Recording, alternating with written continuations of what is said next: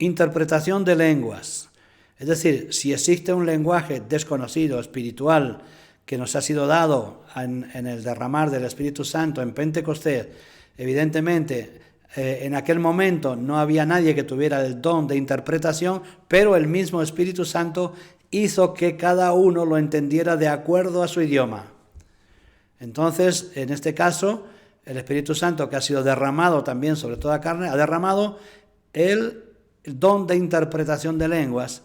Y así que uno puede estar hablando en lengua extraña y no saber lo que habla él mismo. Y por otro lado, una persona que está al lado de él puede estar interpretando qué es lo que quiere decir ese lenguaje. Esto es largo y tendido para explicar, pero lo queremos que lo sepan en este estudio de los dones del Espíritu, porque lo dice el apóstol San Pablo, no lo decimos nosotros. 1 Corintios 12, del 7 al 11. Y ahora vamos a los dones de ministerio. Dones de ministerio. 1 Corintios, capítulo 12, del 27 al 31, y Efesios, del capítulo 4, del 11 al 13, nos están dando una lista de los dones ministeriales. Apóstoles, que usted ya ha escuchado. Capacidad especial de llevar el evangelio a una región.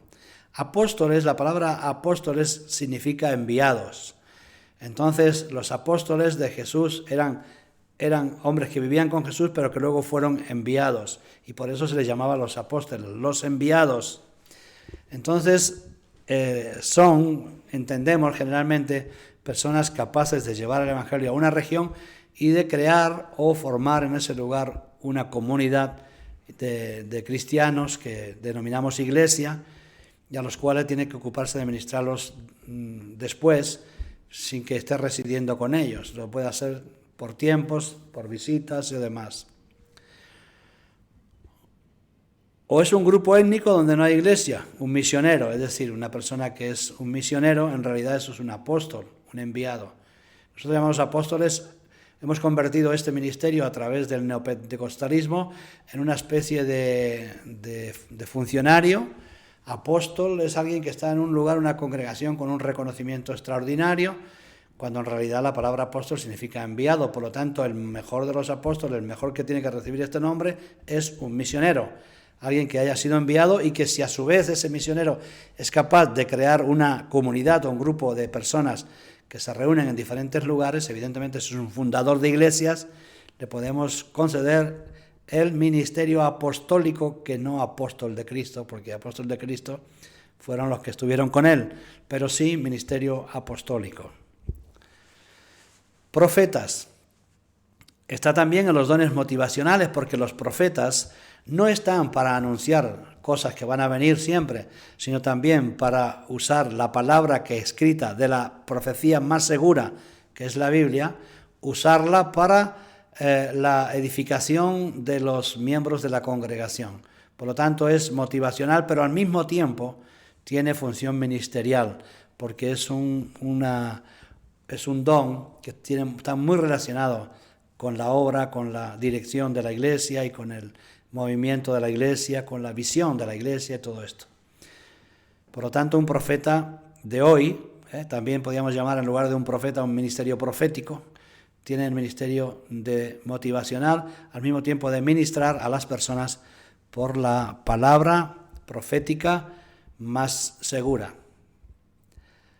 Maestros, bueno, evidentemente maestros y pastores entran en la misma lista también, en este don ministerial, que son los que se dedican a enseñar, tienen la capacidad específica. Son dos funciones distintas, pastor y maestro, porque hay muy buenos pastores que tienen muy buena prédica en el púlpito, pero luego hay personas que son muy buenos maestros, que quizás en el púlpito no desarrollan su potencial, pero sin embargo en una mesa, sentado en la enseñanza, pueden desarrollar su potencial en plenitud. Por lo tanto, pastores y maestros ejercen una misma función, que es dar crecimiento a los hermanos en la iglesia, llevarlos a la consolación también, a la presencia del Espíritu Santo, para que sean consolados en muchas cosas, pero especialmente enseñados. Es un ministerio que se está usando muchísimo en los púlpitos, en las plataformas,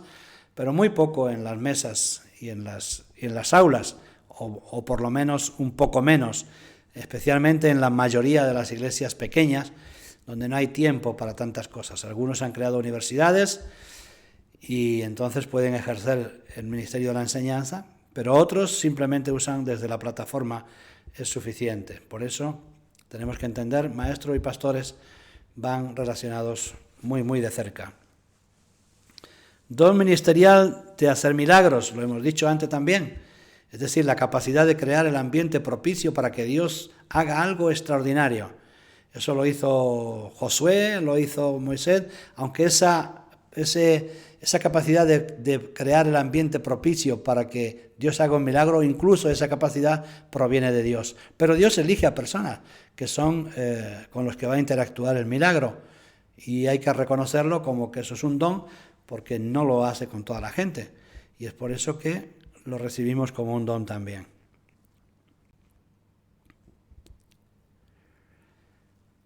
Creo que estamos muy avanzados. Llevamos, ¿cuánto? 42 minutos. Bueno, creo que lo voy a cortar después en 2, porque son muchos minutos, ¿vale? Pero ya lo voy a seguir grabando, y luego aquí en este momento vamos a hacer quizás un corte para ir adelante. Dones de sanidad, que son dones espirituales. Vuelvo a repetir que también lo habíamos visto en los dones espirituales. Algunos se repiten porque tienen funciones diferentes. Es un ministerio, pero al mismo es un don. ¿Qué quiere decir la diferencia entre tener un don de sanidad y un ministerio de sanidad? Bueno, pues el don de sanidad es que lo puedes hacer esporádicamente, pero el ministerio es algo que se ejercita continuamente. Es algo que se hace de forma habitual. No sé, los apóstoles de forma habitual hacían milagros, pero algunos hicieron milagros puntualmente. Entonces tenían el don, o lo pueden tener, pero no ejercen ministerio, lo cual quiere decir que no están activos continuamente ejerciendo este don de la sanidad. Y esa puede ser una de las diferencias, a lo menos en mi opinión. También ministerio de ayuda, pareciera que es un don espiritual, pero evidentemente la ayuda es un don ministerial, porque eso fue lo que hicieron los diáconos de Hechos de los Apóstoles. Sirvieron las mesas para dejar libre a los apóstoles que pudieran predicar el Evangelio y dedicarse a otros menesteres diferentes de servir las mesas. Por lo tanto, estos son ayuda.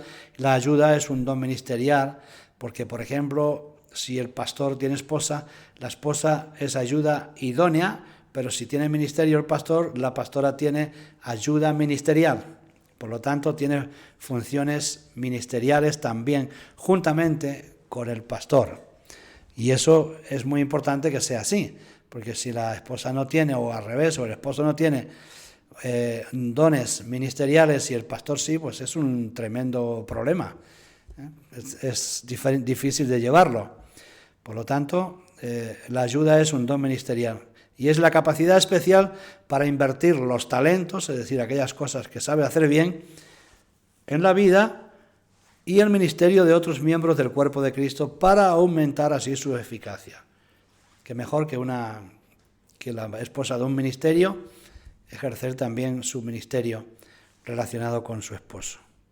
Por lo tanto, seguimos, ya estamos dando dones ministeriales, seguimos con ministerios. Primera de Corintios 12, 27 al 31 y Efesios 4, del 11 al 13, que lo hemos dicho antes, pero aquí los estamos despiezando. El don de administración, el ministerio de administración, el don ministerial de administración, que es la capacidad especial para supervisar el ministerio con eficiencia y eficacia. Fíjese que hay iglesias que tienen el don de administración, y no solamente el económico, sino que hay pastores y personas que dirigen congregaciones grandes que se rodean de lo que llamamos el consejo consultivo, que son aquellas personas a las que el pastor o el que está llevando la misión o la visión de la iglesia consulta habitualmente porque tienen una capacidad especial para supervisar el ministerio y pueden ser muy eficientes, muy eficaces en la obra del ministerio de la Iglesia en general. Por lo tanto, también puede ser que uno de estos sea tu ministerio, seas capaz de supervisar y de dirigir y ayudar al ministerio central de tu congregación. Ahora, don ministerial de lenguas, que también lo tenemos en el don espiritual, pero aquí lo relacionamos con un don ministerial porque puede ser un ministerio de intercesión, un ministerio de ayuda en la iglesia, pero podemos entenderlo como un ministerio. Y evidentemente la interpretación de lengua, estos dos van juntos, es muy importante, van juntos porque uno puede ser que tenga lenguas e incluso el don de interpretación y puede ser que sean dos personas distintas. Por lo tanto, los dos los vemos también en los dones espirituales que ya hemos hablado anteriormente. El don ministerial de evangelista, que es la capacidad especial de comunicar el evangelio y de que las personas respondan de manera afirmativa y sigan a Cristo. Hay personas que evangelizan y no consiguen a nadie.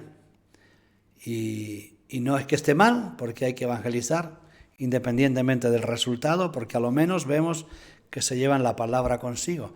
Pero digamos que el ministerio evangelista es el que ejerce eso de continuo, de una forma ordenada, organizada, hasta el punto de que crea campañas extraordinarias y las reorganiza perfectamente para que tengan su resultado.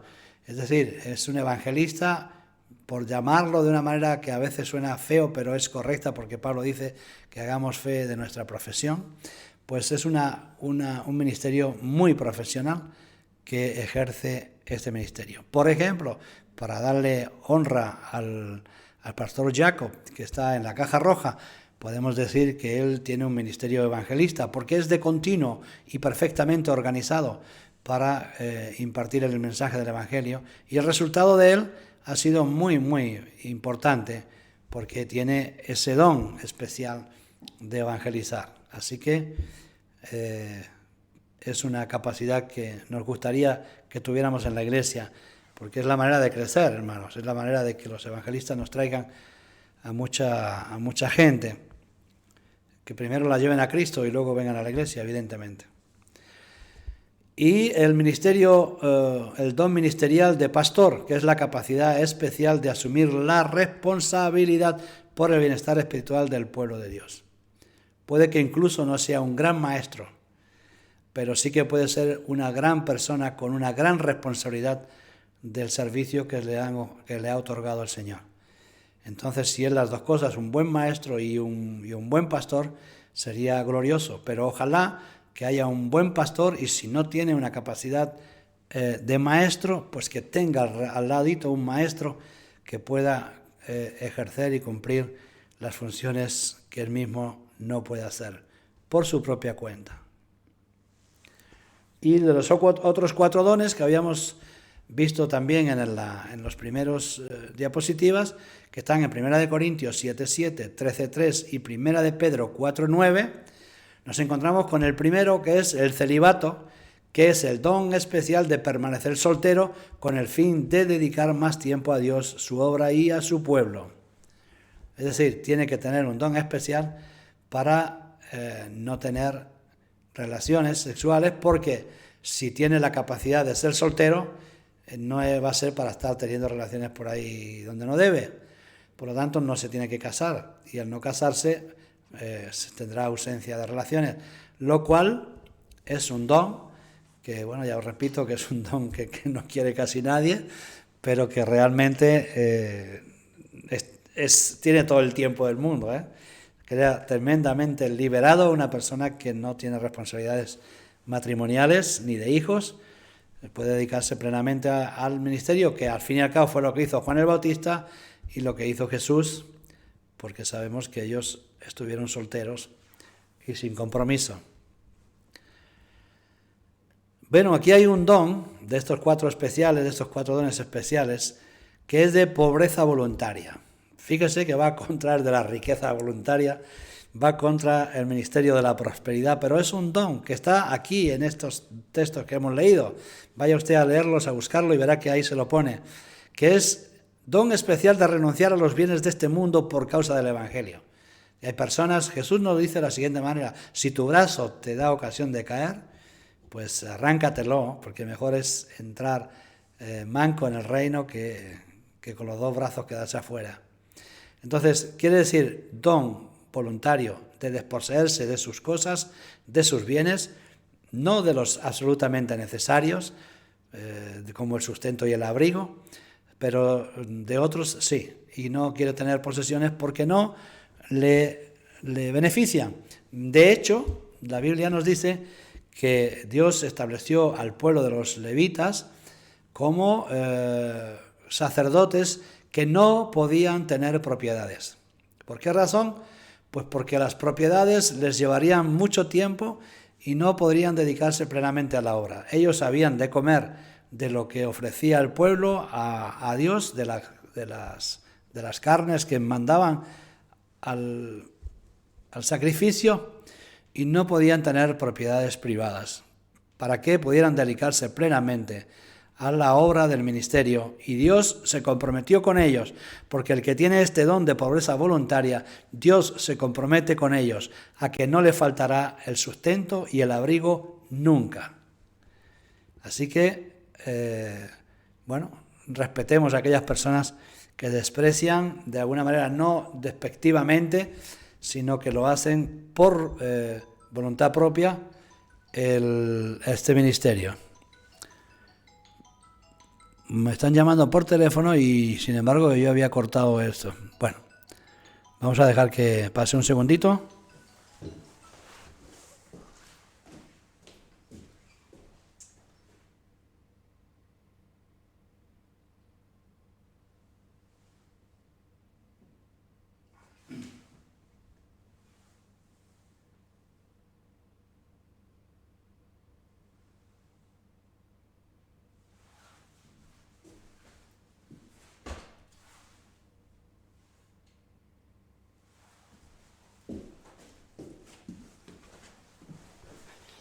Bueno, aquí estoy de vuelta. Es que me olvidé de poner el silenciador, creo que lo había hecho, pero parece ser que no. Entonces ha quedado esto un poquito. Voy a ver cómo está, si la grabación ha seguido. Sí, ha seguido. Ahí estoy ahí otra vez de vuelta. Y no se ha detenido si puedo lo editaré y lo cortaré. Bien, hasta aquí. Seguimos con estos dones. El de martirio, es decir, la gracia especial de ofrecer la vida misma como un testimonio del Evangelio por los siglos. Es decir, el martirio es un don de estos 4 que tampoco lo quiere nadie, especialmente lo desea nadie. Sin embargo, hubo apóstoles, ¿no?, como Pedro, que se sintieron honrados de poder morir en el martirio. Y los primeros apóstoles, los primeros cristianos, se sentían orgullosos de ser martirizados por causa del Evangelio. Entonces es un don el poder ser personas capaces de sacrificarse. Vamos a llevarlo a un extremo menos grave y no llevarles al martirio de la muerte, pero sí a la gracia especial de ofrecer la vida misma como un testimonio del Evangelio por los siglos. Y si no la vida misma en el sentido físico de la muerte, sí la vida personal, las cientos de cosas que podríamos hacer si no servimos a Dios, sacrificarlas de forma mártir con tal de que el Evangelio sea compartido, sea predicado. Eso podría ser perfectamente una definición también del martirio, aunque está más relacionado con el sacrificio corporal en cuanto a la muerte, pero también podríamos aplicarlo, de que cuando uno ejerce ministerio, sacrifica muchas cosas de su vida para poder servir al Señor con plenitud.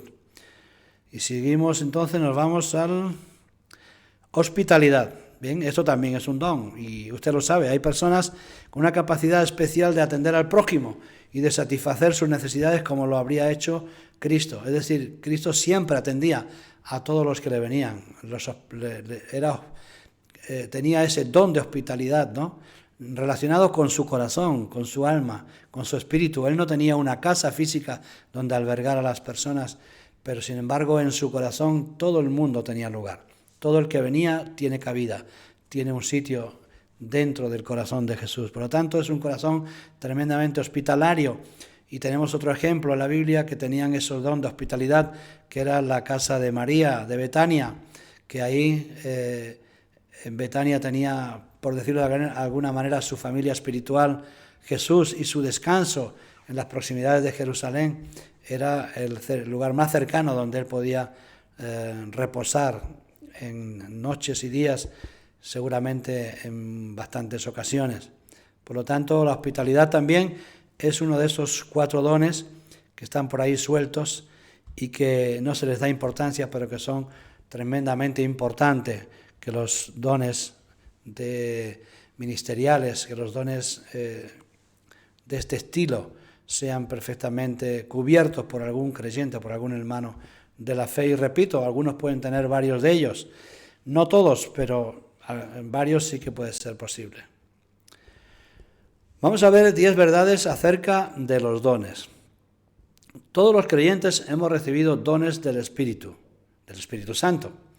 Sin embargo, necesitamos normas que nos ayuden a usar bien nuestros dones. Ustedes van a tener una hoja de trabajo y van a llenar los espacios en la sección 10 verdades acerca de los dones. Emparejen los conceptos de la columna derecha con declaración correspondiente en la izquierda y pueden trabajar en grupos si quieren en la casa, y cuando terminen comparemos las respuestas. Pero nosotros lo vamos a facilitar en el curso, aquí en la clase, a través de las diapositivas, de manera que tengan que venir aquí para verlo si quieren, o lo puedan hacer a través de haberlo aprendido previamente, pero si no lo recuerdan pueden repasar. Lo importante es que sea repasando, que sea revisando el vídeo, que sea revisando la Biblia, es que puedan contestar y al mismo tiempo memorizar y leer los versículos que están relacionados con todo esto que estamos hablando. Los dones los dones son para los cristianos, por eso no hablamos de talento. Hay personas que tienen talento semejantes a los dones, pero no son para los cristianos, sino para algunos inconversos. Por lo tanto, los dones son para los cristianos y los talentos pueden ser para los cristianos y para los no cristianos. Pero hablamos, lógicamente, de los dones del Espíritu, son para los cristianos, que son las 10 pautas estas que estamos dando. La vamos a recordar así, nadie se confunde. 10 verdades acerca de los dones. Los dones se reciben para beneficio del cuerpo y para la obra de Cristo en el mundo.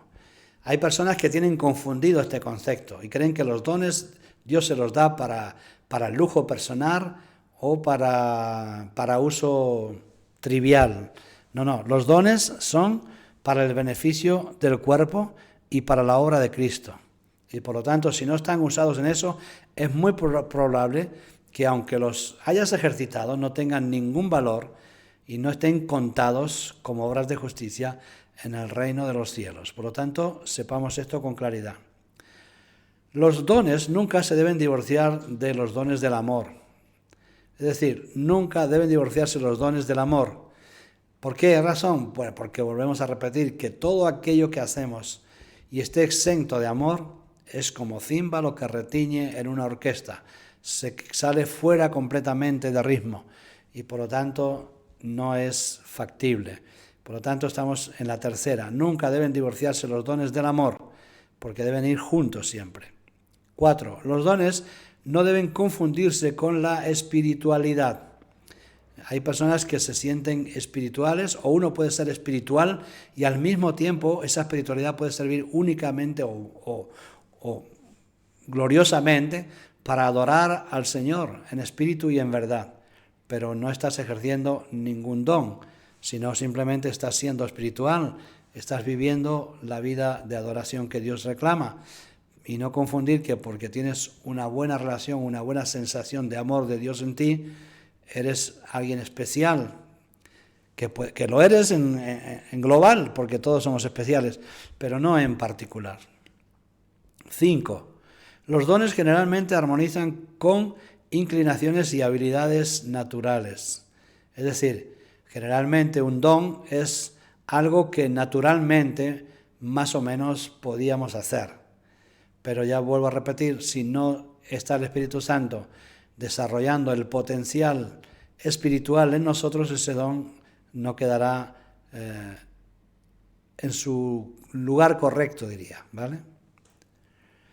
Los dones se desarrollan, en el 6, y fortalecen con el ejercicio. Bien, los dones se desarrollan y fortalecen con el ejercicio. Yo le he dicho a la iglesia, ustedes tienen que practicar en la predicación, tienen que practicar incluso delante de un espejo o donde sea, como ensayan con la guitarra, como ensayan con la trompeta, como ensayan con la batería. También hay que ensayar la predicación, hay que ensayar los mensajes, hay que ensayar la búsqueda del mensaje, que significa estudiar. Y se desarrollan con la práctica, con el ejercicio. Hay que hacer ejercicios para desarrollar nuestros dones. Acuérdese de esto y no quedemos dormidos, sino el talento se va a quedar sin producir y tendremos una reprimenda por ello.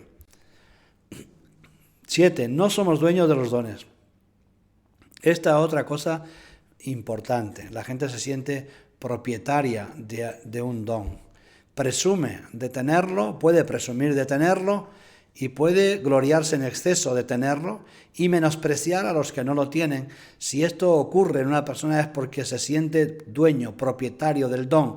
Y recuerden, el don puede ser soterrado de tal manera que nunca más lo puedas ejercitar, aunque es irrevocable, pero sin embargo puede ser soterrado de tal manera que no tenga utilidad para el reino de los cielos.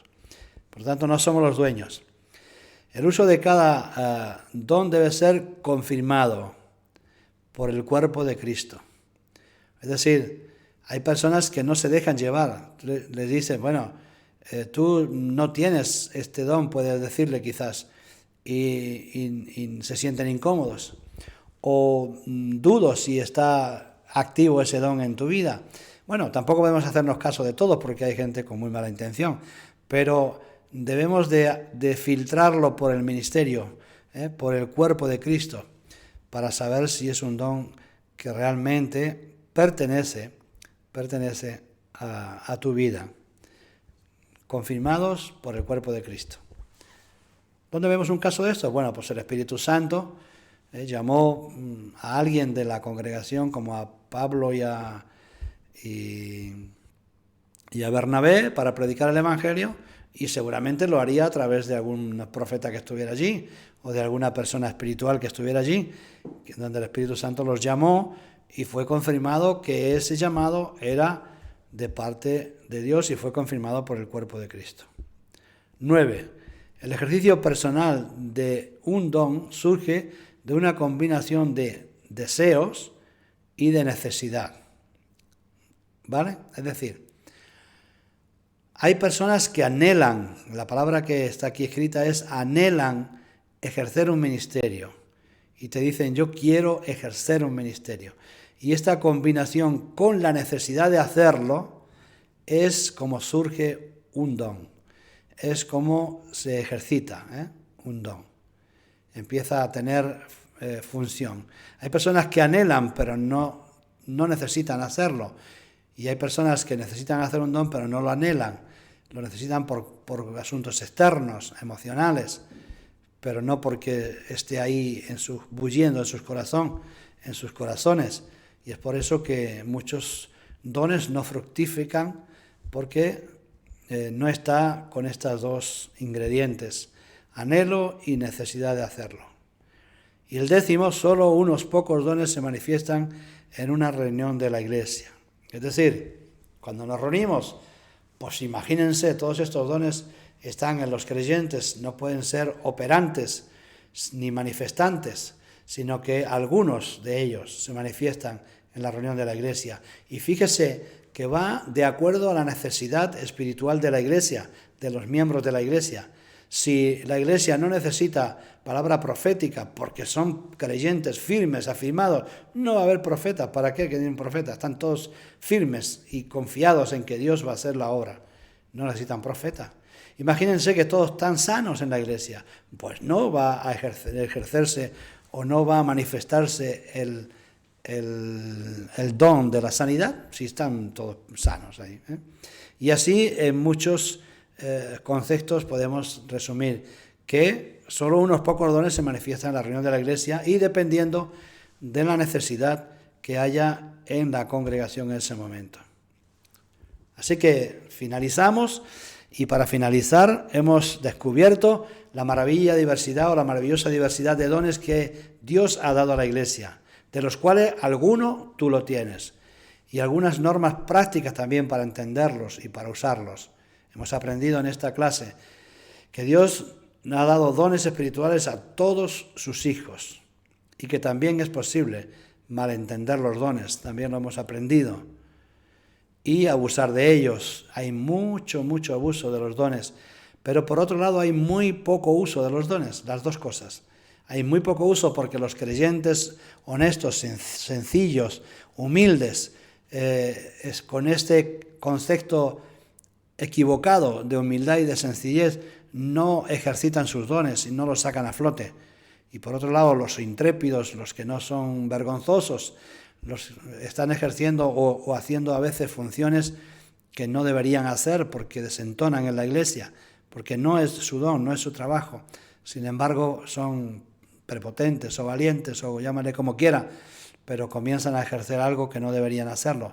Y los humildes están ahí callados y en lugar de abrir sus labios y bendecir y ejercer los dones que Dios les ha dado, permanecen callados. Eso se tiene que solucionar en la Iglesia donde usted esté, tiene que ser solucionado. Todos los creyentes debemos descubrir y usar nuestros dones para beneficio de la Iglesia, para proteger y para propagar la causa de Cristo, y pidamos a Dios que nos revele sus dones y que nos muestre cómo debemos de usarlos para que produzca el mayor efecto posible. En actitud de oración vamos a responder 2 preguntas que va a responder usted en su formulario después y que aparecen en la sección Notas a mí mismo. De la hoja de trabajo la tiene que responder de forma personal. Es decir, usted tiene que orar y en la hoja que tendrá, si es que se ha anotado para hacer el curso en la Iglesia, responda a las 2 preguntas que aparecen en esa sección de Notas para mí mismo, de esa hoja de trabajo, a fin de que usted mismo, con su puño y letra, defina su actitud y responda con relación a este tema que estamos hablando. Aquí les dejo el fin de la clase de los dones del Espíritu. La próxima será decentemente y en orden, que es como se han de desarrollar estos dones, y por lo tanto necesitamos que estemos dispuestos, preparados para ello. Bien, aquí estoy ya en la página final, por lo tanto quiero despedirme de todos ustedes dándoles las gracias por estar ahí una vez más y decirles que si les gustan las clases, ustedes den a la campanita, den like y se suscriban si no lo han hecho, y de esta manera podemos seguir desarrollando el canal. Darle las gracias por estar y especialmente darle las gracias a Dios por permitirnos a través de estos medios poder dejar grabados todos estos estudios sencillos, simples, que están más relacionados con una gran cantidad de versículos que nos hablan del Espíritu Santo que de opiniones personales. Por lo tanto, gracias a todos, que sean muy bendecidos y que la gloria de Dios esté con todos ustedes. Les dejo con un poquito más de música y nos vamos.